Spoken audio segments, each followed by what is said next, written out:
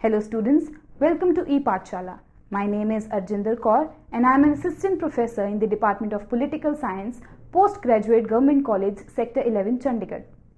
Through this module, today we will be discussing about India's role it played in the organization of non-alignment movement and in United Nations. Starting with non-alignment movement. India has been not only an important participant in NAM but has been the co-founder of NAM through Pandit Jawaharlal Nehru, who was actually the father of non-alignment movement. The main purpose of having this movement was to establish global peace and to not align with any of the blocs during the Cold War. Also, it was the main aim of this organization to develop the countries which were newly independent during those times. After this, India's role in United Nations has also been of great significance both for United Nations as well as India. India has not only been playing its important role in United Nations for peace building projects, but it has also been playing its important role in building United Nations itself and making it more important and relevant with the passage of time. In this module, we'll discuss India's position in these two organizations and how these two organizations are developing with the changing world order and coping up with the changes of the time. Main purpose of this module is to give information to the students regarding India's role in different global organizations in general and about the NAM and UN in particular. Here, a detail of India's activities in NAM is provided with a view to present the basic thought of its foreign policy goals, which are not only contained towards its narrow national interests, rather it was an enlightened foreign policy to handle the largest issues of the humanity, particularly of the developing societies. On the one hand, India is making aware these societies about their ills, whereas on the other hand, it is also making concerned efforts to find out solution to those issues. In this context, prevailing problems are resolved in a peaceful manner, benefiting all the nations of the world. Similarly, by joining the UN as primary member, goals of India's foreign policy have been to get the objectives of UN implemented so that problem of larger humanity can be addressed. Besides, India has been fighting against any type of exploitations and discriminations forced up on the poor and marginalized nations. India is also instrumental to debate the issues of arms control and disarmament so that peace and tranquility can be established in the world. Even in contemporary times, it is also fighting for reformation in this body through democratization of Security Council. Moreover, it is also concerned with the resolution of global problem of poverty, illiteracy, environmental degradation, human rights, etc., so that an equal and peaceful world order can be established. The future issues like climate change and global warming are also discussed for the welfare of succeeding generations. India's role in NAM.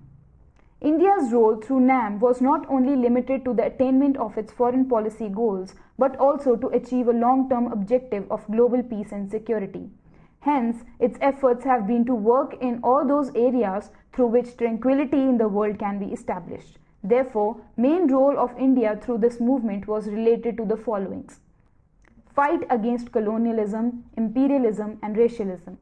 India became independent long after the rule of British colonial masters. That is why it was vehemently opposed to colonialism of any kind. Hence, along with its own independence and sovereignty, it simultaneously fought against the colonial rule being remained in large part of Asia, Africa and Latin America. For it, the movement of NAM has to oppose all kinds of dominance and hegemony by foreign ruler. India neither followed an expansionist policy nor allows other states to follow expansionism. Similarly, it was against discrimination based on colors of the skin. That is why these aspects form the core issues of fight by the NAM, and India provided leadership to such protests. It was against any kind of domination and hegemony by the few global powers on large population of third world countries. Support for newly liberated zones. In the post-Second World War, various states of Africa and Asia became free, but their political stability and economic stability were question marked. India through NAM fought for their independence and end of colonial rule.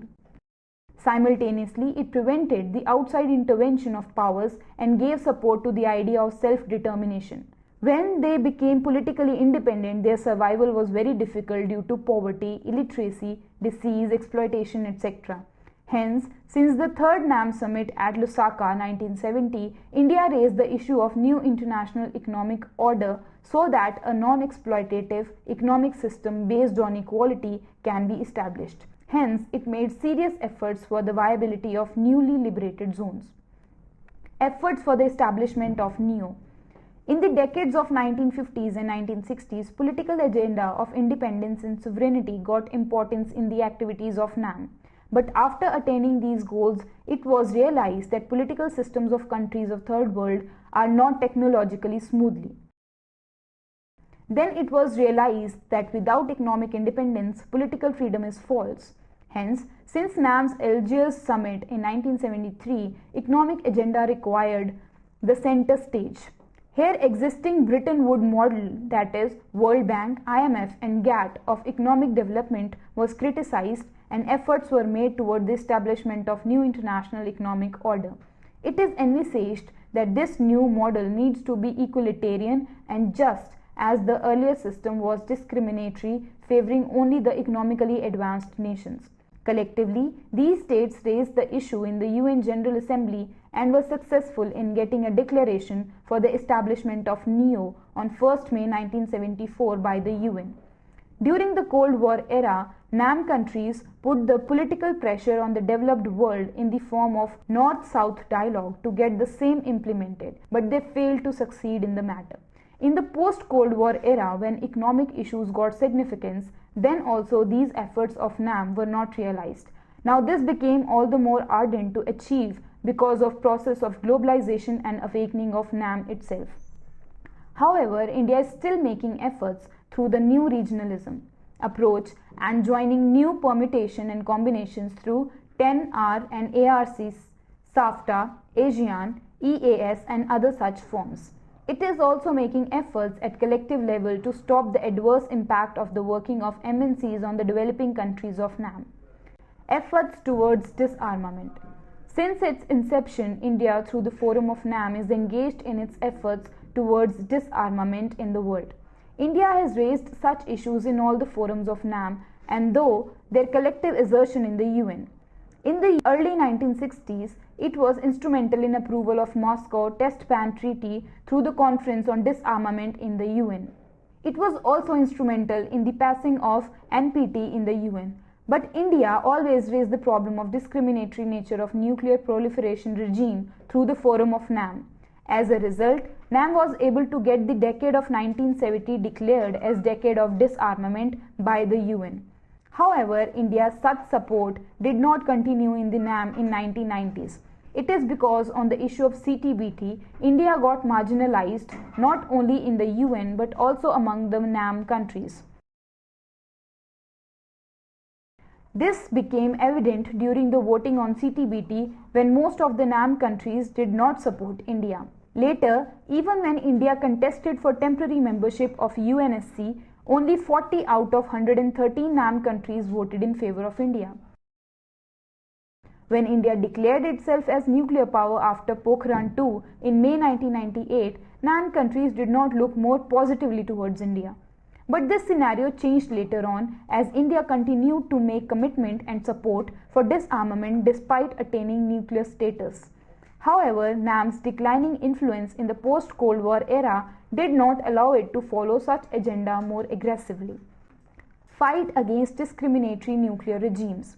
Since Second World War, 3 important nuclear regimes were concluded at global level, that is, Partial Test Ban Treaty, Moscow Test Ban Treaty 1963, Nuclear Non-Proliferation Treaty NPT 1970, and Comprehensive Test Ban Treaty CTBT 1996. Though India has been instrumental in getting these regimes framed both individually and collectively through NAM, yet it always remained critical of the discriminatory nature of these treaties. As far as first regime was concerned, India not only supported its culmination but also joined this regime. But later, treaty was not banning explosion of various forms as well as have no full proof of mechanisms towards the goal of disarmament. Hence, through the support of NAM countries, It was instrumental in the conclusion of NPT.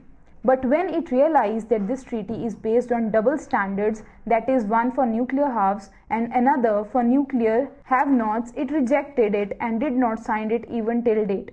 It protested it to be discriminatory. Later, in the changed global scenario after the end of the Cold War, it jointly sponsored the case for a comprehensive treaty. But when the draft of CTBT came, it raised objection to this treaty and refused to sign the same. However, US itself did not ratify the same. Hence, that treaty could not become an approved document. In this context, one thing has been certain, that though India supported the cause of nuclear disarmament, yet it has never been in favor of discriminatory regime to be imposed on non-nuclear states of the developing world.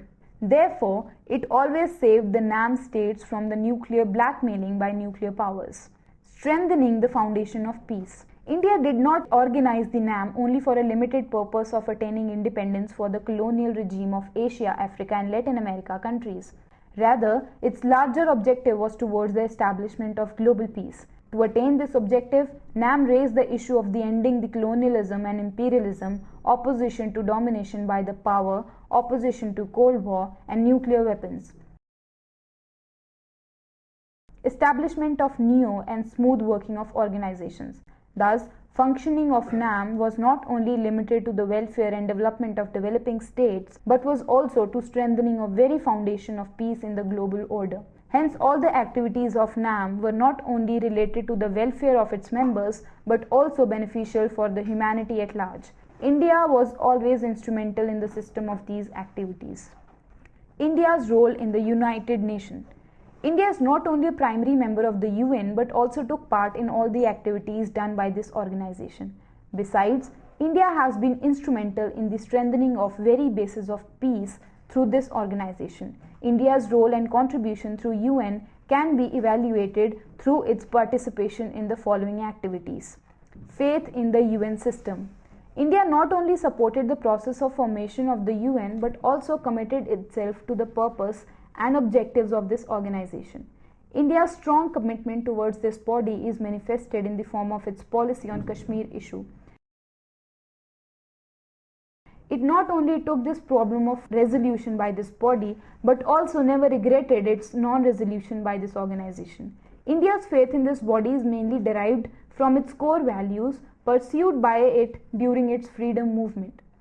During its freedom struggle, India always supported the sovereignty, independence, and development of states and end of colonial and imperial rule. Besides, India always aspired for the establishment of a peaceful world based on non-violence. Similar ideals were later on followed by India and under its policy of non-alignment. Hence, there is a greater degree of convergence between the main values of UN and India's foreign policy. Therefore, India has deep faith in the working of United Nations system. Strengthening of basic foundation of peace. To promote peace through the working of UN, India has been instrumental in strengthening the very basis of peace. At the outset, India's struggle for independence was not only limited to its own freedom, but was also helping other states to get this right. Besides, India fought consistent war against the apartheid system through passing of different resolutions in the UN. India always supported through UN right of self-determination of the newly independent states of the world. Besides, it also introduced numerous resolutions to end poverty, diseases and unemployment in the states of Asia, Africa and Latin America. India ensured that all trust territories should get independence. Through various bodies of UN like UNESCO, WHO, ILO, FAO, etc., India always supported the cause of well-being of poor and marginalized states. It also favors the process of sustainable development and optimum utilization of resources so that all nation states can develop themselves. It believes in Gandhian principles that the Mother Earth has enough resources for fulfilling the needs of all, not for the greed of all. By supporting all these issues, India has enhanced the prospects of global peace in the times to come. Conflict resolution through pacific settlement. India always favored the resolution of conflicts through peaceful and non-violent means. It is because it believes in the process of consensus and coordination among states. Here it becomes inevitable that use of Chapter 7 of UN Charter should be minimized and use of Chapter 6 be maximized. But it must be made clear that India has never been in favor of reductions in the powers of UNSC and simultaneous increase in the powers of UN General Assembly. In the post-Cold War era, India is in favor of making UNSC more effective through its democratization. India feels that since world scenario has significantly changed during present times, hence it becomes inevitable for this organization to reflect the change in permanent membership because UN has to be relevant in terms of horizontal and vertical changes witnessed in its membership. Besides, new challenges in the world is facing today also makes inevitable for the UN to adopt this changed context. In this era, when weapons of mass destruction are available in plenty, use of pacific means for the settlement of disputes is only option with the UN. Efforts towards disarmament. India has always been in favor of complete and comprehensive disarmament through the UN system. As early as 1954, Jawaharlal Nehru gave a proposal for standstill agreement of nuclear weapons in UN General Assembly. Later on, India was also instrumental in disarmament activities through Conference on Disarmament of the UN. In all the regimes concluded towards of nuclear weapons by the UN, India played important role in realization of goal towards disarmament. Besides, in the third special session of Conference on Disarmament convened in June 1988, Rajiv Gandhi put three-phased proposal for the elimination of nuclear weapons in 2010. Through this process, India was in favor of establishment of weapon-free society based on non-violent means. But it is also a fact that India was always opposed towards the establishment of a discriminatory or unequal regime for this purpose. Though not much success has been achieved by the UN in this regard, yet India has always been active in different activities in this manner. In this context, India has always taken a principled stand to establish the weapon-free world based on non-violence. Establishment of NEO. India believes that for the establishment of a peaceful world order, need of economic equality among nations is also very vital. It also favors the reduction of gap between the countries of North and South. And for this purpose, India, along with those developing countries, has consistently opposed the Bretton Woods model because of their unequalitarian and discriminatory nature. So, it made concerned efforts towards the forming of new international economic order by replacing the earlier trio of IMF, World Bank and GATT. For this purpose, efforts were also made to have a two-way dialogue between North and South as well as South-South cooperation. Though UN has been pressurizing to pass a resolution towards the establishment of NEO on 1 May 1974, yet nothing much has been attained in this direction. Situation became all the more adverse in the post-Cold War era because this issue got marginalized in contemporary times. The replacement of GATT to WTO has further strengthened the old model of Bretton Woods. Now India is making efforts through new regional groupings to take advantage of the changed scenario. Support for peacekeeping operations. In present times, peacekeeping operations of the UN got significant highlight. India since inception has been participant in such activities of the UN. By now, India has already taken part in nearly 43 UN peacekeeping operations in which it has made available approximately 1,60,000 military personnel to the UN.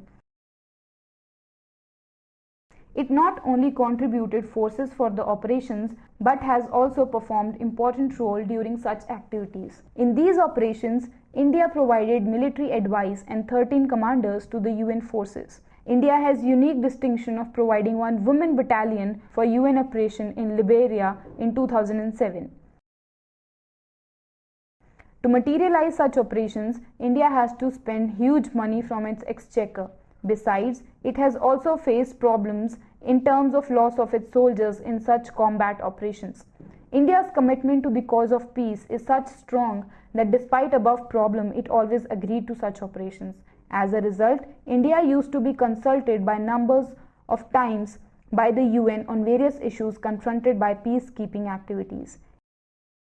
India also conducted different seminars and conferences to create awareness in different countries. India's role always got global appreciation. Because of India's neutral stance in such activities, its services were always in demand by United Nations. Its role in UN peacekeeping activities is always acclaimed as ideal and exemplary for other nations. Thus, India always tried its best to promote global peace by supporting various activities of the United Nations. Let me conclude by saying that India, which is an important participant in the non-alignment movement and United Nations, and what role India has been playing in the promotion of these two organizations separately. In terms of its role in the non-alignment movement, we know India has been promoting world peace and global peace at the time of its inception. But not only global peace, India has also been a participant in developing the countries that got independence during those times. These countries which just got independence were economically weak, and India has been playing an important role for fostering their economic structures. Also, during the times, India also played an important role in making and uplifting these countries at the political level. Along with this, India's role at the United Nations is not only in terms of following the agenda of United Nations, but is also playing an important role in making UN more relevant and important in the times. India has been sending its peace forces to the United Nations, an act which has been very important for United Nations and the countries where these forces were required. So, concluding these two organizations and the relationship India enjoys with these two states and these two organizations, we can say India is playing a very important and significant role in these two organizations.